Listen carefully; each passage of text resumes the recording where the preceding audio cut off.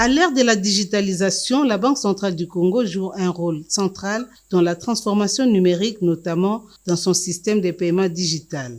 Le gouverneur de la Banque centrale du Congo, André Wameso, l'a confirmé à la 15e édition du Forum Europe-Afrique d'investissement, tenu du 26 au 27 septembre à Bruxelles, sous le thème RDC, l'éveil technologique des matières premières à la transformation digitale.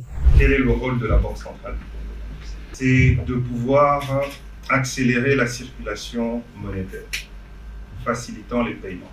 On parle de la République démocratique du Congo, mais il faut savoir que parfois, quand vous arrivez avec du cash dans un village, vous ne savez pas faire de transactions.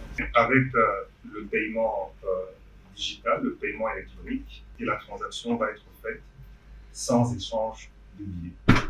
Et c'est véritablement ça, la stratégie au niveau de la Banque centrale. L'autorité monétaire a pris part à 2 journées d'échanges stratégiques et d'opportunités d'investissement. Au cours de ces assises, le gouverneur de la Banque centrale du Congo a souligné que la RDC n'est pas seulement une réserve minière, mais joue surtout le rôle d'acteur clé de l'innovation technologique et du développement durable sur le continent africain. L'autorité monétaire a rappelé que les réformes structurelles appuyées par la digitalisation ont produit des résultats satisfaisants. Il y a notamment la croissance robuste, estimée à 6,3% en 2025 selon le Fonds monétaire international.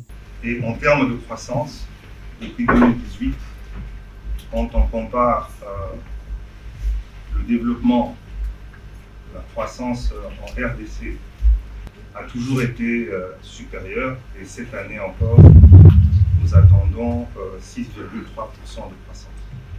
Ces séries de réformes ont amélioré la collecte des recettes avec une estimation de 9,4 milliards en 2024. Ces bons significatifs des recettes a permis de concrétiser la gratuité de l'enseignement, de favoriser l'inclusion financière des femmes qui évoluaient dans l'informel et aussi de renforcer la cybersécurité et la réglementation des transactions électroniques. Assurer la confiance, la sécurité et la transparence. C'est en même temps des défis, mais c'est en même temps ce qui va permettre à nos populations d'avoir de plus en plus confiance en l'institution monétaire qu'est la Banque centrale. La RDC, grâce à la digitalisation, ne veut plus être vue comme le réservoir des matières premières mondiales, mais elle veut participer en tant que leader dans la transformation digitale grâce à l'éducation, notamment celle des femmes.